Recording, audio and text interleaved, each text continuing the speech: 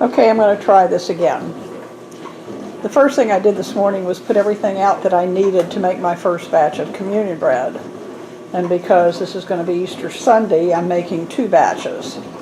So the first thing I did was get everything out that I needed. I needed a measuring cup for the flour. I need measuring cup for the water. I need salt and measuring spoons, canola oil, and the measuring cup. And then, of course, I have here my recipe. Now, also over here, I put together my duct tape, a knife for splitting open the plastic bag. I have a marker to mark my 1-inch increments on the parchment paper.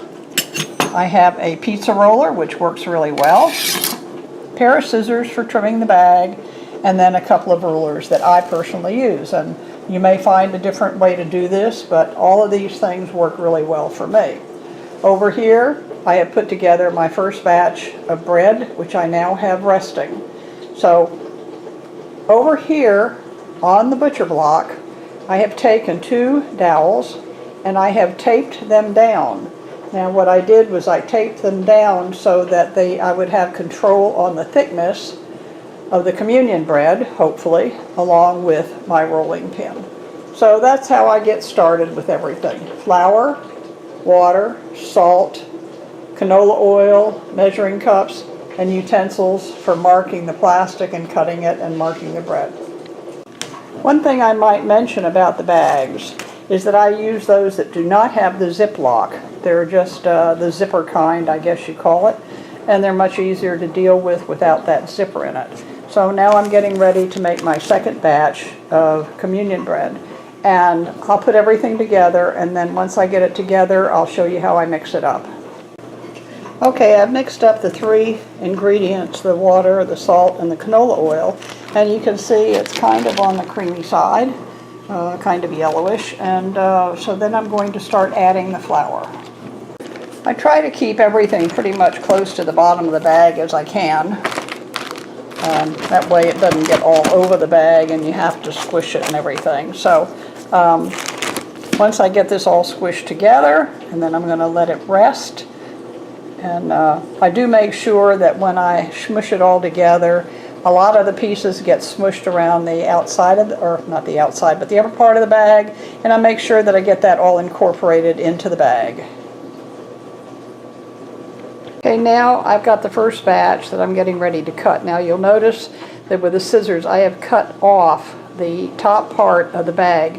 What I forgot to mention was that I do use freezer bags. They probably hold up better than regular 1-gallon Ziploc bags. What I'm also going to do once I do that is I'm going to take, and right here, right there at the corner, I'm going to clip a little hole.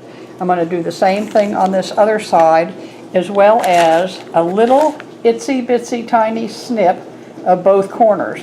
That way when I roll it out, there's air that will help me smooth it out a little bit. Now you can see, because I have trimmed that piece off, this bag is now going to lay in between the 2 dowels that I have glued down. Okay, now I have finished rolling out the dough, and I will tell you this, I start at the ends opposite the zipper first to make sure that I get all the dough down there that I need. And on occasion you'll probably have to open up the bag to get some air in there to smooth it out too. I've also done that. So now I'm getting ready to rip open the bag. I'm going to rip open this side, and then I'm going to open up the side opposite the zipper and then lay it open. I'm also going to take away the rods, the dowels, and get rid of them for the time being, because now I'm getting ready to prepare it to put it on the cookie sheet. Alright, Jack's recording for me this time. Okay, here's my communion bread, there is the zipper, and there's how I told you I opened it up. Now, I kind of line up the parchment paper and try to spread out some of the spots on it, because it's going to cook on there, so we want it to, I guess, be even. Now, here's the cookie sheet. turn it upside down, and lay it close to where the seam is on the plastic bag. Hold it and flip it. And there you have it. It's on there.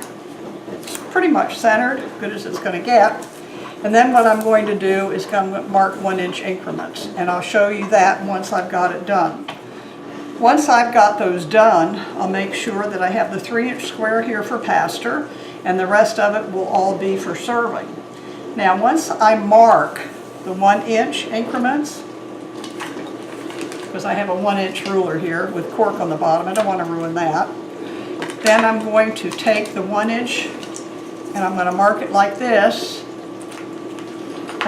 All 4 sides will be marked, and then I'm going to use a handy dandy pizza cutter. Best way I found to cut this. Thank you, Jack. One of the other things that I do occasionally is if I find that the edges are too thin, I'll take my roller and I'll trim them to kind of square them off, because if they're too thin, that edge is going to burn. Okay, the first batch is in the oven, and I've got it at 425 for 12 minutes. And hopefully that'll be okay. It's a new stove, it's a gas, which I'm getting used to. So I just wanted to add one more thing. I am making the second batch, as I told you, because it is Easter Sunday. We expect a lot of people. We're praying for a lot of people. So I am making a second batch of communion bread. I am also going to include the 3 somewhat inch square part for pasture. In case one of them breaks, we'll have one of them that's whole. So that's how I do it. And in order to make this a little bit better, I think I'm going to open this up to my YouTube account, and then I will give you a URL to get there. So maybe you'll be able to see that one and see how I do it. So thank you for assisting with this, and you know, all people are welcome to help me, whether it's making communion bread, setting up the altar, flowers, anything. All they need to do is let me know. Have a blessed day, and again, you're a blessing to me, and thank you so much for helping.